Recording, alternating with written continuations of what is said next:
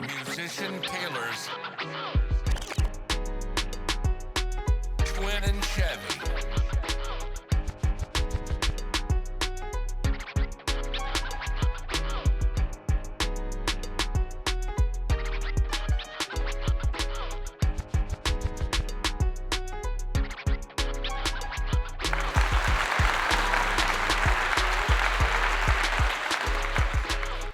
Greetings, everyone, and welcome back to the Tailor's Talk podcast, live here at Grind Entertainment Studio, home of Musician Tailor LLC.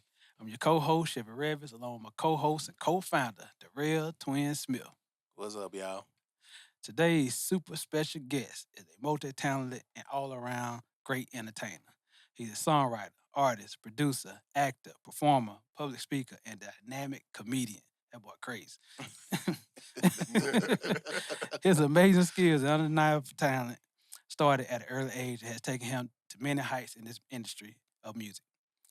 His stage name, J Skills, aka the Bandman, was given to him for his effortless and natural ability to move and entertain the masses. In 2009, he captivated the Midwest music scene with one of the fan favorites called Simon Says, Yes, sir. which made it to major TV networks and radio play. Currently, he's going viral and running up big numbers on TikTok and expanding it to live stand-up comedy show stages like the world-famous Atlanta Comedy Theater. Please help us welcome to the show, Hattiesburg born, Laura, Mississippi raised, and Louisville, Kentucky paid, our brother, fellow Magnolia State family, the Bandman, a.k.a. J Skills, a.k.a. Mr. Joshua King. What's up, man? Clap for Yes, sir. Yes, sir. What's happening with like you? this feel good, right? Oh, man, appreciate The you. sip. Y'all Yes, got something sir. special. Mississippi now. Yeah. Yes, sir. Got a little bit of swamp water in here. Ladies and gentlemen, Joshua King. He's ready. Yeah, we have. How you doing, my brother? I'm better than I deserve, brother. Man, I see, Man, man. you a lie, man. You know you deserve it. God got a calling It's on good. your Yeah, life. nah, it's Ain't that amazing. what somebody from Mississippi You tell you? got a calling on you. You got a calling on your life. You better answer. Yes, sir. Yes, sir. Nah, but I'm great, man. I'm excited to be here. Dope. This is my first podcast experience at this level. This is good. I like that's what y'all dope, got going man. on. Yeah, and it's not gonna be my last with you guys. Man. I like what I y'all got. appreciate you saying Yeah, at this level, man. Yeah, I at this appreciate level, that. man. Y'all big, man. Man, we working it. The world just don't know yet, but y'all Nah, man. y'all big. Appreciate that, man. Yeah. We accept that. We receive that. It's a hell of a start. Huh? We receive that. We receive that. Yes, sir. Yes, sir. So Mississippi native, man. That's what's happening. So you was running around in Hattiesburg. Yeah. Well, Laura. Oh, you? Yeah, I was out there with no shoes on. Laura was where it really went down. 3rd Avenue, Queensboro Projects. Jones County. Yeah. Area called Brickyard, Magnolia Street. So that was my area with my family. And then my family, my mama generation is from Meridian, so we would go there from time to time. But Laura was where I was born in Hattiesburg, though. Okay. Yeah. Meridian, what, about 45 minutes from Columbus? Yeah, something like that. Yeah, pretty much. So yeah, man. You grew up on 3rd Avenue. I did too. Yeah. Y'all got a 3rd Avenue? Yeah, man. Down the street from Polk's Park. That's what's up. The world getting smaller and smaller. Yeah. It's getting smaller and smaller. That's what's up. 7th Avenue. Hit Main Street, go down to Catfish Alley. That's what's up. Historical Catfish Alley. Right. Why they call it Catfish Alley? Man, that's where all the blues players used to come and get that. Since you got the river right there, they go get that catfish, come up in that alley. And it's to this day, it's still there. It was a little recording studio on a blues artist used to go record in. It's still there to this day. They made it's a historical site now. I'd love to check that out. Yeah. I ain't never seen that one. You'll miss it though. You blink your eye, like, man. Look, as a kid, I done ran up and down that street, running through there on bicycles, all type of stuff. Never paid attention to it. Then when I got older, I seen the sign. I said, catfish. But they still had restaurants down there where you go get that old good catfish. Yeah. In high school, we used to, hey man, let's go to Catfish Alley, get some old catfish. But never knew why we called it Catfish Alley till I was You keep the adult. bones in it when you eat catfish? Man, that's how they cook it. Hey, man. Gotta I had to start learn. at an early age. Because I I had a bone like a piece of her almost took me out when I was little. I said, man, Granddaddy said you got to eat it with the bread. That bread going to make it go down, right? I said, okay, I got it now. That's why they always put that old light bread in that old basket for you. Yeah, you don't eat it by itself. It's bone somewhere in there.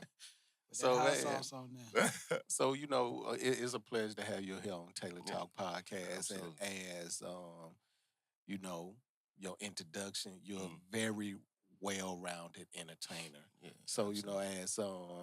You know, as when you first realized that, you know, the multiple things that you can do, when did you notice it? Oh man. Well, I grew up in church, so I used to I played drums in church. All my cousins, musicians, some play the guitar. We sing. Everybody, you know, is musical. So I remember I used to imitate people all the time. So I started with being funny. I had 9 uncles. Everybody's personality it just rubbed off on me. So that's where it started with being in church, imitating people. And I remember Comic View and Def Comedy Jam. So the comedy, like being a class clown, is how everything started. But my ability to be able to imitate people who sing and rap and all that, I actually started to get into that part of music early. Around about 3rd grade, I started writing rhymes, and I wasn't making beats yet, but I kind of started around about 3rd grade. That's when it really started to get to me. Oh, okay. Yeah. So you was over there, you know, you played the drums in the church, and so as you was playing them drums in 3rd grade, what was your first song you wrote? My first song was actually a verse, and I performed it at a family reunion. It was 2 four-bar verses, one for me and one for my cousin. We was about to be crisscross. it was something like coming and what they meant not like. It was something like that. A bunch of stuff. It just everybody was like, all right, now go on, sit down somewhere. But I believed. I thought I could do it for real. And it just stuck with me. I just kept working at it. Oh, that's dope, man. But you kept playing them drums for the church. Yeah. I was in band, and like the drums was a part of me. I actually thought that I was gonna grow up and play for like a famous band. Like I was gonna be a drummer for somebody. That's what I thought. I thought because me and my uncle, he played the bass. We used to practice all the time. He had a group he used to play for called the Holy Spiritual Earth. So it was a quartet group, and I used to travel with them. And I thought that, man, I'm gonna be cold on them drums. So I used to watch Sinbad Summer Jam. Y'all remember that? Yeah. And I used to watch the old school guys, and I was like, bro, that funk music. I said, boy, wait till I get older. I'm gonna show out on them drums. I thought that's what I was gonna be doing. And it just, you know, life went another direction. So did you play in college or you just No, high school, just high school. Okay. I couldn't read music. That's why I didn't get far. He said, man, you good, but you gotta learn how to read this music. I like, man, just show me just do it. I'm gonna copy after you. But you played in high school. Yeah, I was in high school. That regular didn't teach you how to play music? No, I didn't want to read. Oh, okay. Yeah, I didn't want to take time out to read the music. So I just wanted to do all the fancy stuff. I wanted to look good on the field. I didn't want to do all that.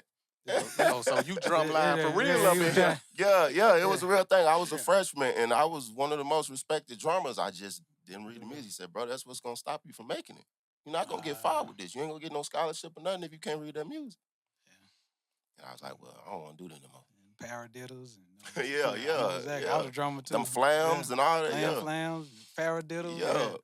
I wanted to look good. Yeah. I wanted to dance with like Jackson State. I used to watch them rehearse. Oh, wow. Yeah, a couple of them guys stayed in Laurel, and they would be out in front of their garage, like rehearsing during the summertime. That's what's happening. And they used to be smooth. They used to do the shoulder up with them. I was like, whoa, wait till I grow up. Yeah. So, you know, man, I know a famous drummer, my sister. Huh? Man, when I say my sister, through high school and college, she played the drums. She was cold on them. She still play? She deceased. Oh, man. Oh, no, you good, man. Yeah. But she was cold on them drums. Oh, Man, when I say something serious, and then like how you say, man, here's the crazy thing. before I started playing any sports, Mhm. we used to go to the football games just to watch the band. Oh yeah, And that's all I used Mississippi to do. bands is crazy, I- even in high school. And that's what I be trying to tell folks. Folks, we like, I say, hey, our high school band was like Jackson State. That's who everybody wanted to be like where I was at. Jackson State They or all Alcorn. Yeah.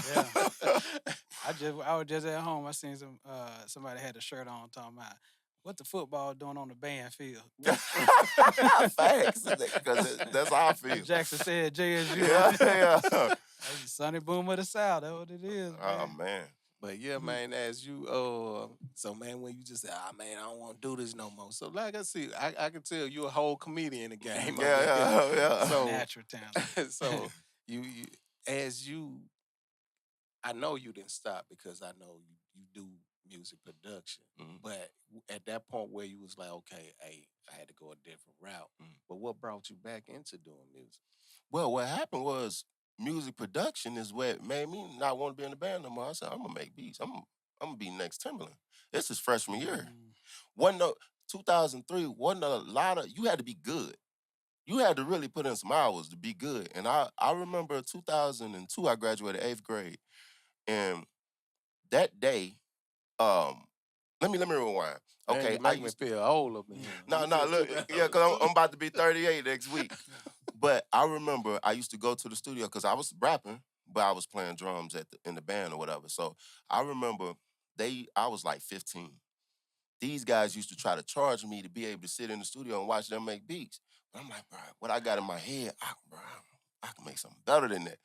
Dude was like $50 an hour. Yeah, Ike. Yeah, he was a Louisville legend, but Ike tried to charge me. I ended up buying a beat from him for $50, but I was like, bro, this ain't it. So let me stop it real fast. You said Louisville. So when you leave the great state of Mississippi to go to Kentucky? 2002. Okay. Yeah. So when you were in 8th grade, y'all moved to... Yeah, that's when I came and I stayed from there all the way through high school, and I ended up going back later on. But I got introduced to the studio when I went to Louisville, because my mama was living in Louisville already. So I had came to visit already, and I already knew about Louisville. But I stayed with my grandma in Mississippi.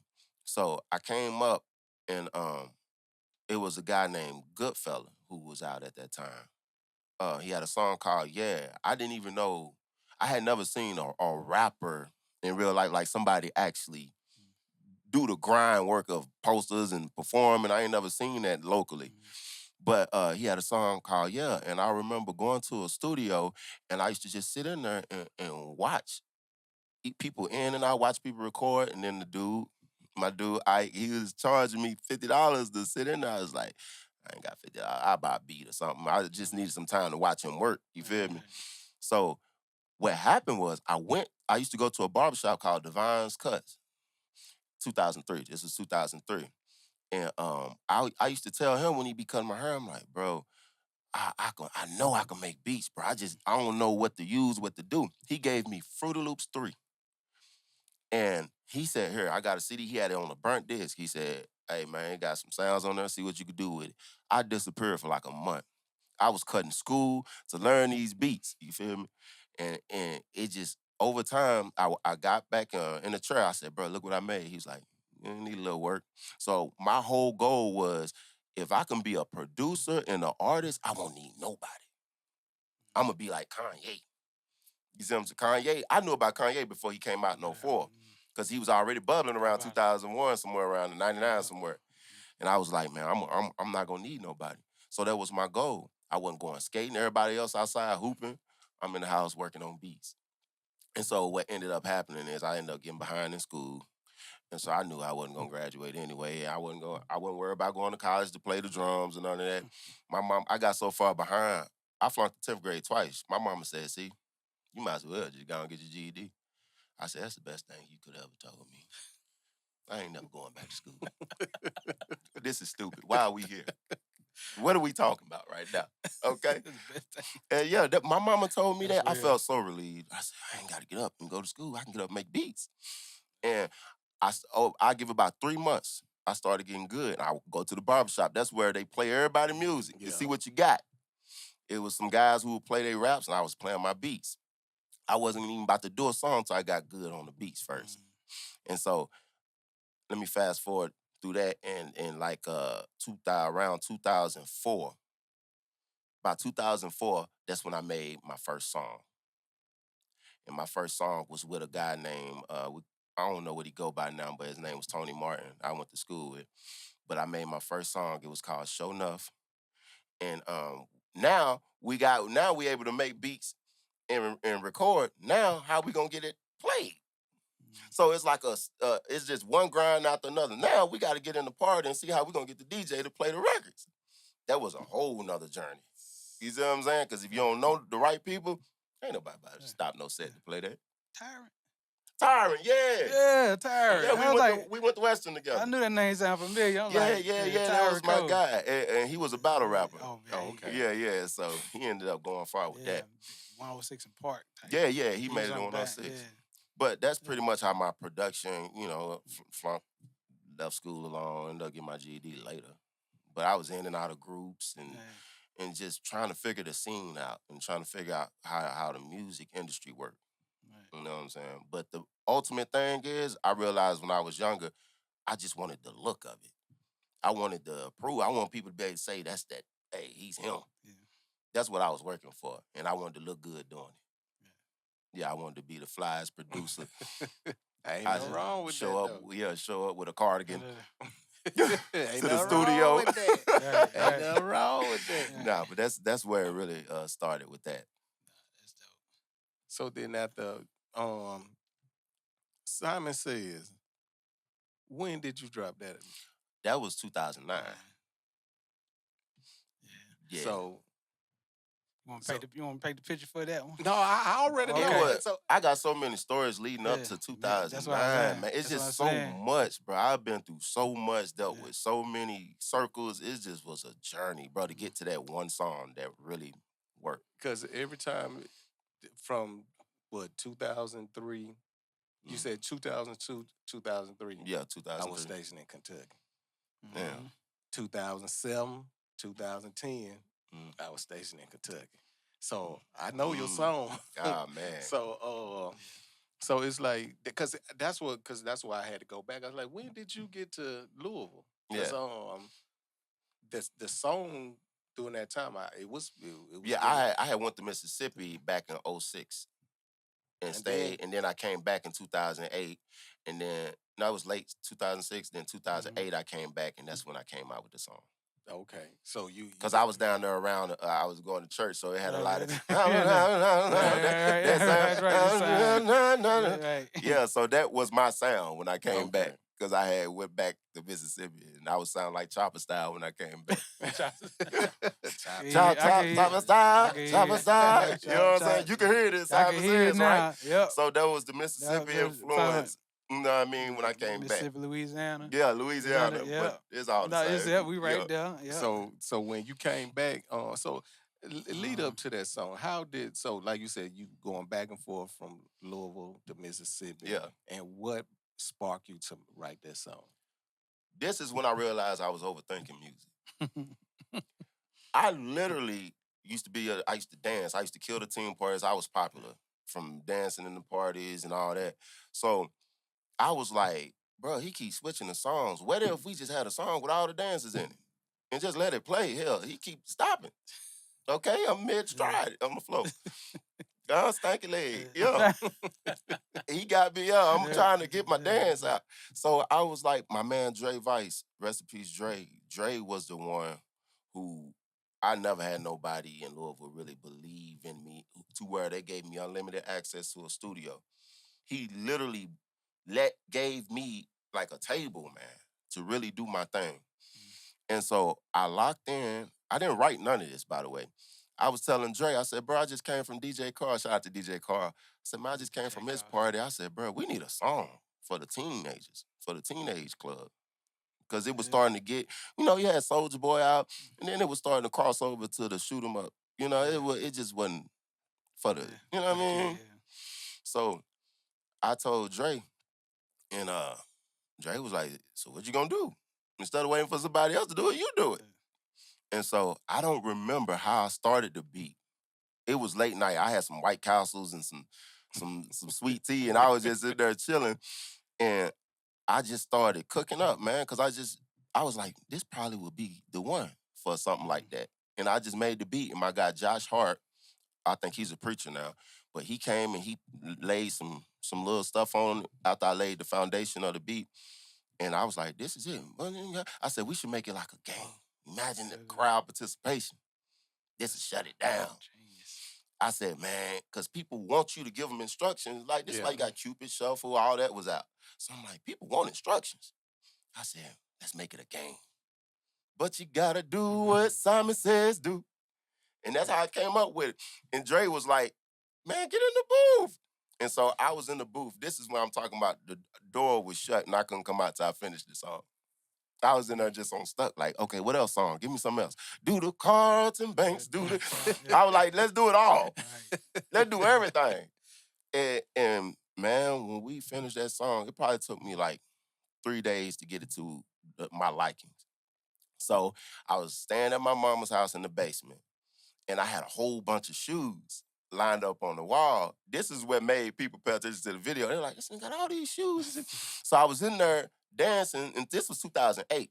I was dancing, showing everybody how to do it. And this video, I guess back then, that was, a few thousand was considered viral. That was wasn't nobody doing nothing. 100, probably. Yeah. So it had got like 15,000 views or something crazy like that. And then AT knew who I was from, producing and stuff. And he said, hey, man, I got somebody want to meet you, boy. We probably can get you a situation. But then he found out that Dre was my man. See, we all know the same people. And Dre was like, oh, yeah, man, Lil D, that's my guy, man. It's like, he talking about some meet up. He give me a deal and this and that. I'm thinking it's all cap. It went something. I don't remember all the other details. But I remember everybody believed in this song. And I was like, I was just having fun. I didn't think it was going to be. I was like, so all this other shit, I'm sitting here trying hard, my best production, all this melody and strings, and Bobby V, like it just, that ain't what people wanted. They wanted to have fun, bro. And that's really the core of who I am. So it matched my personality. I was a party guy. So I met Lil D, and Lil D said, man, we get a video. Keep in mind, at this time, nobody in the city ever shot a real video. That's the first one I ever been to. Yeah, nobody, or like I'm talking about red camera, crew, box truck pulling up at a high school. Yeah, DC paid by. Bro, my dude Dre was the one who was able to get us to high school because they thought it was gonna be, when they said a rap song, they thought it was gonna be like some young YN type, you know what I'm saying? They didn't even give me a chance. But Dre sent it to one of his homies. This is somebody from the church community. And he said he was like the counselor or something, I don't know, at this school called Dawes High School. And he said, man, this is a good song. He said, let me see what I could do. So after about 3 schools, Dawes accepted us, said we could shoot there on a Saturday. Man, pull up, man, the whole set. I ain't never seen this many white people work for black folk. It looked like a movie. For real. It looked like a real movie. And I was just so blown away, like, bro, I done made it. And my mama, I just kept hearing her in my head, that music ain't gonna never work. You sitting here, you done dropped out of school and you still trying to do this music. That always played in my head. And I had to fight that by staying working. I'm like, man, I'm gonna make it one day, bro. One day. I don't care what she say. You see what I'm saying? And that was that moment where I was like, oh, this is it. This is it. Lil D gave me my little advance money. I had a little street money too. I went there, count that money out over my sister's bed. She like, Joshua, what are you doing? It was, in my pocket. I walked around with that money. I was money phone all day. What y'all about to do? Yeah, it's crazy.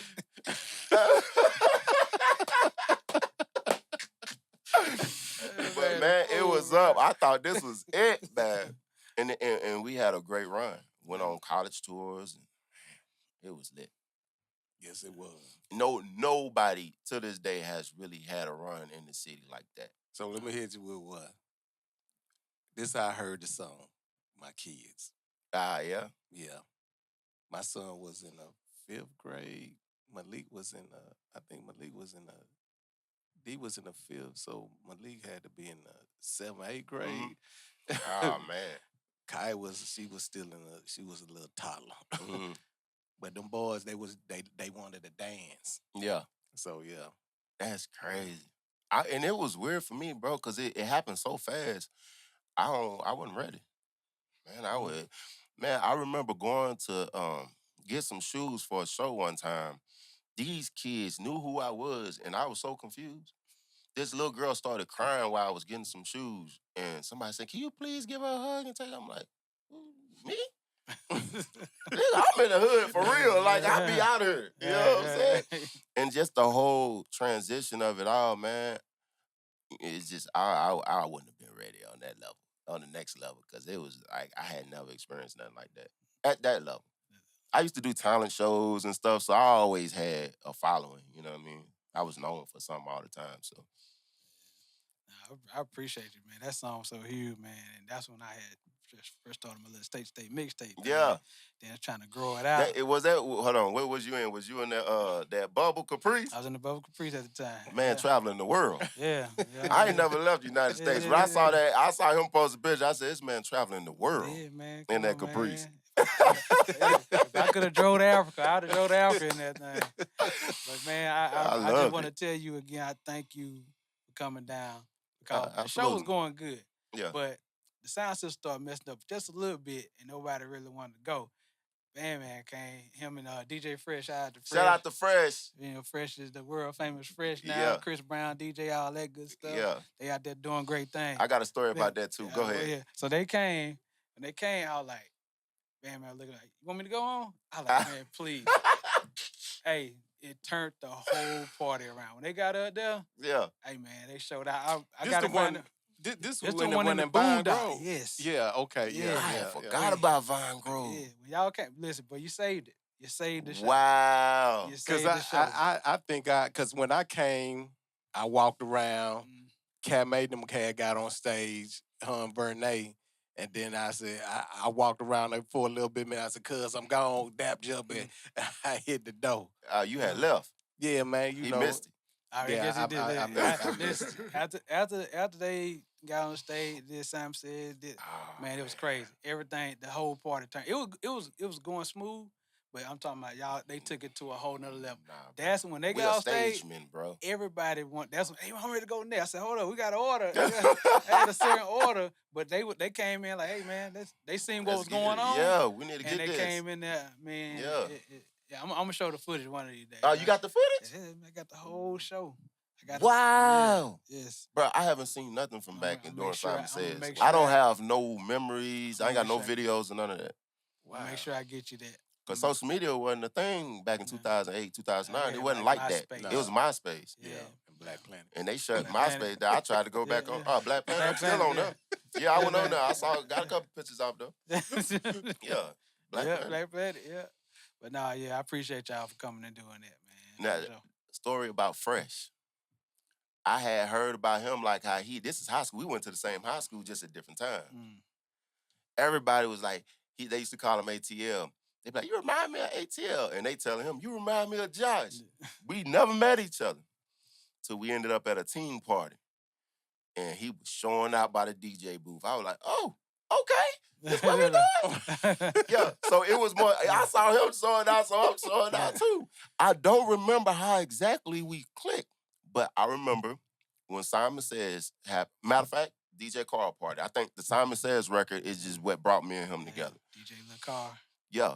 And he ended up being my hype man. Let me tell you about this show. The last show we did together, it was 2010, February. It was Valentine's Day at, what's that, Louisville Garden? Not Louisville Garden. What's that on 4th Street? The Palace. It was Lloyd. We was opening up for Lloyd. When I tell you, me and that boy on stage is magic. We had a rehearsal. We had backup singers. And I forgot, we came up with a funny name for us. And we had like a funny song singing to a girl, talking about a weave and all that. And he's out in the crowd, walking around, doing this thing. I said, hey, TL, she over there. She over there. And it was so dope, man. And Lil D was sitting there. I'm going to keep it real. Lil D was like, I didn't sign him. That's how you I, sound. I, Why you I, sound just I like signed D, J man? Skill. Why we got ATL out here? But me, that's Shout out what to we Lil do. D, man. To this day, he's still that same. I'm like, Yeah. that's what we do. I let him. We working together.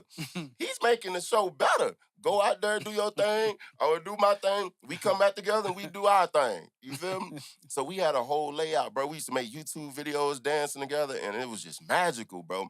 But I remember, I think this is where everything kind of fell apart. Is at the Simon Says video shoot. Me and ATL, we ain't realized that this is business going on. Me and him playing too much. And Lil D didn't like it because he already didn't like the fact that I was sharing the stage with Fresh. You know what I mean? Let's just be real. It's cool. But I was like, man, he was like, but I signed J Skill. Yeah, I was like, all right, man. It's just, I get it. And I think ATL ended up going to start DJing in Cincinnati somewhere. Well, he moved away or something. And yeah. Then I remember next thing you know, a few years later, I saw him with Rich Homie Quan. Yeah, so we ended up hollering at each other in Atlanta. So, yeah, but it's just, I always knew what he do as a DJ, I ain't never seen nobody do that. I knew that that's his thing. Can't nobody do that like how he do it. But I'm happy for him, proud of him. Shout out to Fresh, man. Do your thing, boy. Maintained it. Yes, sir. World famous. Yeah, boy, we got Boy, we got stories. Man, y'all was, man, yeah, we're gonna PG it. Yeah. We're gonna PG it. But nah, y'all definitely was a dynamic duo. I forgot about that. That's crazy. Man, I'm gonna get you that footage though. Wow. Man, for sure. Yeah, y'all saved it, boy. Y'all saved it. Yeah. Yeah. Appreciate you. So as you maneuvering through the music industry, doing your thing, you find yourself here in the great state of Georgia. So what brought you down here? Well, we gotta go all the way back. We gotta go back to like 2013 because it's still a lot that led up to this moment. You know what I mean? What I'm gonna tell you what happened. With the more I started learning the music business, okay, after my contract was over, Lil D or whatever, and the politics of it all, I'm like, man, I thought this was about being good. I thought like I worked my ass off my whole life to think that this is about talent. You don't even gotta look good no more. I don't understand what's going on. Like I thought you had to have a look, you have to have stage presence and all that. Like I worked hard to be that guy on stage. Still, put me on the stage, it still go down.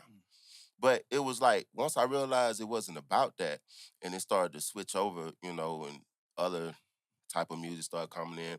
And I remember people saying that it was a few conversations about I'm not willing to do what it takes because I want to make family music.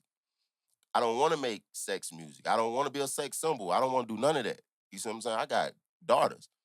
I'm always thinking like one day my kids gonna I don't want nothing that's gonna take me away from my overall mission in life. You see what I'm saying? And people just saying it's just entertainment. It's just not for me.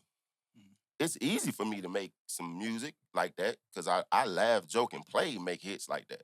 But I wouldn't put nothing like that out. You know what I'm saying? And it just wasn't my thing. And so we needed to go another direction. And it's just I wasn't willing to do whatever. You know, none of that. I just wasn't willing to do it. And so I kind of fell out of love with I lost my passion. I tried to quit music, but I couldn't quit music. I still can't quit music for real. But I realized that I fell out of love with the industry. I don't like the business, the music business. And it's like I kind of start gearing towards like the comedy because it's like one of the last things left you got to be good at. You actually got to be good at comedy. And it just was a natural part of my set, even when I was doing music. So I kind of just started getting into the skits. I got this old man I do named Jimmy Lee. I started him in 2015. I just put it out there. Everybody like, bro, you should do comedy. You should. And so the internet always gonna tell you which direction to go. Yeah. You just got to put it out. And so ever since then, I just started gearing towards, you know, doing comedy and acting. And I have fun with it. I like acting. It's fun to me, you know what I mean? And so that's how I ended up on this end. And then when I saw what was going on in Atlanta, because I've been back and forth to Atlanta for years, I saw how it was switching here with the music. So I'm like, now we got Chubby Baby passed away. Chubby. Yeah, Chubby, like the people who were like the guys to go to, I don't know who them guys is now. You see what I'm saying? I don't know who. It was somebody else we lost. Clay Evans. I met him in Indianapolis. OG Clay. Yeah, I met him at a conference in Indianapolis, and so to even get down here and then he passed away, I'm like, well, like, you know, those are the guys who I thought were like, who could really, you know what I mean, move something, make plug you in, you know what I mean? But I don't know too many other people. But I remember, I got to share this story because this was a real moment I had. I ain't never told nobody this story. It's a Burger King right across. I remember I came down. This is when I met Chubby. He was at a clothing store at a boutique sitting out there, and I had hopped out. I was with this white boy I used to be with, Money Man, Nick Vibes. It was my homeboy. So we hopped out, and the way we looked, he like, hey, man, what y'all do? And he just started talking to us. And so that's how we made that connection. And he was like, whenever you want to come by the studio, come by. And I remember one time, so we went back to Louisville, then I came back down by myself the next time. And this is when Meek Mill was about to do a run. He had an album or something about to come out or something he was working on. And Chubby was like, keep in mind, I don't got my deal no more, so I really ain't into music no more. I got a job now. So this is like on a Sunday or something. And he was like, well, I got my beats with me. He like, well, come by the studio. Meek now I'm going to be there. I remember I had to go to work the next morning. I had to go back to Louisville to go to work. Bro, I was sitting here, all I could hear in my head is my mom. Because I don't have my first daughter. It's just, everything is reality now for me. And I keep hearing my mom in my head. You keep chasing that. And then I'm like, bro, this could be the last time I was literally crying at the Burger King across from the stadium, bro, sitting in the parking lot like, bro, if I quit this, because I never kept a job. So I'm like, it's going to be another job I done quit. And what if this don't work? So I was like, bro, that was an opportunity that I missed because I know I had some heat on my hard drive. And I just went back to Louisville, bro. Damn. Because all that doubt and all the stuff, just like, damn, now I got my daughter. Now I got to make sure my daughter's straight. I can't play long ball no more. You know what I mean? That's how I was thinking. So, man, that was the moment where I realized, like, bro, this music shit. Yeah. I mean, you made a responsible decision. Yeah, because I done neglected my manhood. Keep in mind, bro, since I was a kid, I've been chasing this. I've been chasing this, bro. Neglecting everything. I ain't know nothing about credit, none of that. I was like, bro, I'm be on 106 in Park. I'm about to be rich. Why are we sitting here talking about credit?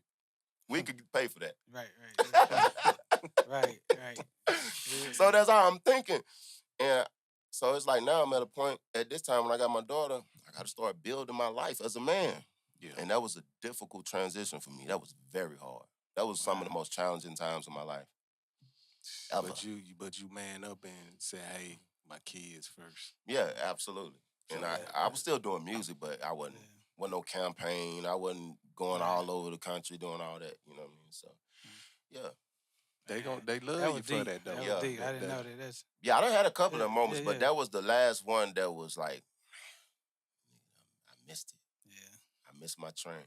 Then, then you hear this people talking back home, like, fell off. Then you go to see, like, how people, when you ain't popping no more, how everybody they don't mess with you no more. So all of that was playing on me, bro. Yeah. It's like, man. They answer the phone no more. Nah, I got to pay to get in the club now. Man. The whole 40. The whole 40. Nigga, I ain't never paid this much to get in here. When y'all ain't no tickets, you want me to give you cash at the door, in line with them. I got to be regular. I was not happy about that. Oh, you pat me down? Yeah. Nigga, I used to get paid to be here. They give me $200 just to come through and grab the mic and just turn the party up. But all them folks now trying to blow up your phone. When that skit, I had that skit when Hollywood found out about Diddy. That skit hit 8 million views. When I tell you, everybody was my friend.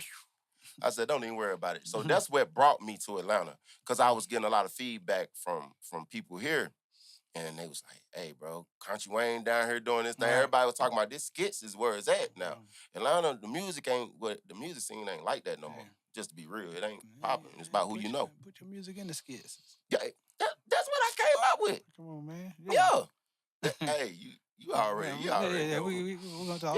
Yeah, but I wasn't trying to get no artist deal or nothing. Right. But yeah, that's what brought me down here. That's what's up, man. And I said, this time, though, I ain't going back. I'm not moving back to Louisville. I'm going all in. Let's go. Ain't nothing wrong with that, man. We all got things we had to. The one thing I'm gonna be straight up with you, and I appreciate you for saying that too, man. Well, you chose your daughter. Oh, absolutely. Yeah, man. Because, you know, some folks will throw them in that water and keep it moving. Yeah, it's my first kid, so I'm panicking. I don't know. I can't take chances now like I, you know what I mean? So I was blessed to be able to go to barber school because I always been gifted with that. So I went to barber school, finished that, and then, I had something to keep money coming in. So it kind of freed me up to kind of get back in it. But I ain't never really quit music, but I tried so many times, bro. It's hard, man. As soon as I quit, I'm riding. I got a new beat in my head. I'm riding down this expressway. Like, God damn it, I gotta make this. Yeah. This is gonna be good. Can't quit, man. This is gonna be good. Keep going. So then Native got back down here. Let me tell you how that went. That's Native is what got me back here. Okay. Native always, how can I miss this part? He always been telling me, hey, man, you come on down here, get from up there, man. It's down here. It's plentiful. I'm like, all right. He always told me. And I remember I got to be transparent because I was driving trucks. I had got fired before that skit. Before I did that skit right after I got fired from a job. And I hopped in the car because I had heard about the Diddy thing. And I always be praying like, man, God, what's the next move for me? I came up with that. It was so funny in my head. Bro, I didn't even rehearse. I just got in there one take, knocked that Diddy skit out, posted it. And then I'm looking at this, so they hit like 1 million. Next day, I'm just looking like, this is going up. Everybody like, hey, boy, I see you over there, boy. Hey, boy, that's funny. What I tell you, keep doing them skits. And so once that started moving, I'm like, I hit Native. I said, hey, bro, you still in Georgia? That nigga just sent his address. That's hard. And he just sent it. He already knew something was going on. Right. Like, yeah, come on. I got a couch for you, nigga. That's real. Come on down. I got a couch for you. And because I'm Native know me, I'm gonna move. I just need somewhere to lay my head. I'm gonna get moving. You see what I'm saying? So that's how that ended up happening. Shout out to Native. Yes, sir, Native. The original.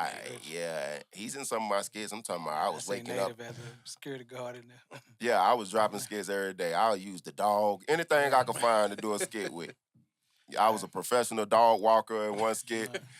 Like, yeah, that's a real thing. I was joking. Everybody was like, oh, yeah, that's a real thing. That's a money maker. Yeah, I was joking about the lady who was in the wheelchair. She couldn't walk a dog, so I figured out, that's what started the business. And I ran with that. It was just, it's just been an experience, man. Tell about your first stand-up show here in Atlanta. The first one, actually, that was, I had planned that when I came down. Stand-up I realized that the crowds is all about, you got to kind of be able to, you know what I mean, peep what the crowd on. And I was realizing, I was like, some crowds, you could do like stories, but for the most part, you got to do one-liners. With especially with the little ratchet crowd. They're a little more ratchet. They want you to get straight to it. So I started, learning about how it go. I was studying, watching how, the other comedians do their thing. But with the stand-up, I figured with me, I'm going to strategize. I want to come up with an actual game plan to build my platform and build up a demand for me to do. Because now I realize there's a lot of comedians. I had to sit through like 30 comedians. I was like, man, I don't want to do it like this. This feel like open mic back when I first started rapping. Sitting on the list, I was like, I don't want to do it like that because I'm already doing numbers. I know what I can do. And so I was like, all right, I'm just going to become a student of the game and I'm going to figure this out while I build my platform. And I just felt like that was best to do. Still do a little something here and there, but for the most part, don't be a stand-up comedian because I don't want to be stuck in that box. I want to be a comedic actor or something. You know what I mean? Yeah, like, I want to really showcase talent. That's dope. Yeah. That's what's up. Plus, a lot of guys who I like, that's how they did it, and it works that way. It's easy for marketing when you can build your platform because now you could say, all right, I'm going to be in such and such, I'm doing a show. People been waiting to see you do a show because now we've been watching your skits. Now we want to see what you do. You know what I mean? So it's like the marketing aspect of it I'm learning too. So. Yeah, that's what's up, man. Man, it's like I said, you're all-round entertainer, production, artist, comedian. What else you got? I do body painting. He painting on your body. Yeah. Man, like I said, man, you know. I'm personally good on that. You know what I mean? Nah, Yeah. man. Nah, I'm blessed. My granddaddy said, man, everything you touch is gonna turn into gold. He prophesied over me when I was a child, and it's really like anything that I really pick up, I'm just naturally good at it. Like whatever I choose to do, I just get good at it. I can't explain it, man. It's just a gift. You know what I mean? Gifted, bro. If I just put in the work, I get good at it. Hey, Mr. Day, listen, man. You know, we got a lot of history together. Yeah. You know, we can do this all day, every We day. can go. Well, it done been 30 minutes already. 30 minutes? No, we ain't looking at time. Okay. I thought we was on the time frame. Nah, really. Nah, But you over 30 minutes.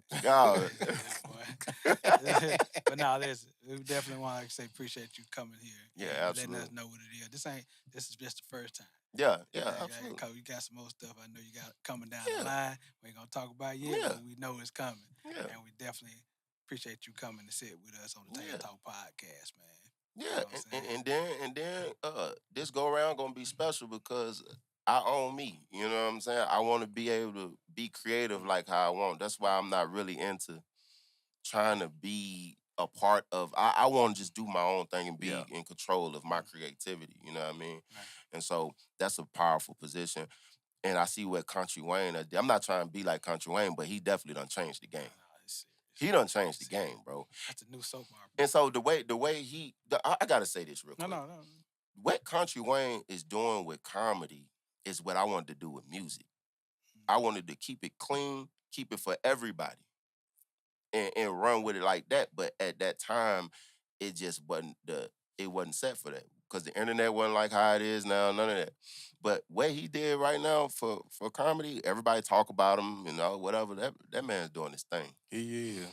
That man's cold. And I understand when you saying how you wanted to do music because you want music to stay fun. You want music to stay, you know, folks happy. Yeah. You know, even when you're down and out and sad, music can bring that, uplift that spirit. I understand the power of music. Yeah. Music is the soundtrack to life. Everything is preceded with music. Funerals, weddings, babies. Yep. Name it.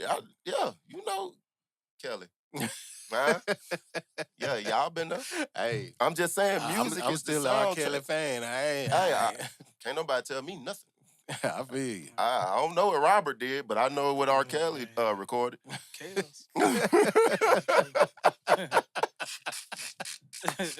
That ain't got nothing to do with me. Yes, sir. Yes, sir. At all. So, man, where can they find you at? Joshua King TV on all platforms. On IG, Joshua King TV. YouTube, Joshua King TV. TikTok. TikTok is where I post a majority of my content. Because TikTok is more broad. It's not really a small community. It be people from all over the world. Yeah. It's more authentic. You get real genuine feedback from people. It ain't like Instagram where it's, you know, Instagram a little more fabricated. So I don't really post content on that. Instagram bougie. Yeah. You gotta post next to cars and use filters and AI. I just want to be real with myself and enjoy life, man. And TikTok and YouTube it keeps the fun in it. Okay. Yeah. Now Facebook. I started doing numbers on Facebook. Facebook is all right too if you know how to work it. I heard a few people say Facebook is where that bag at, but I had a few videos do a couple million views, and I had signed up for that bag. Nobody reported my money.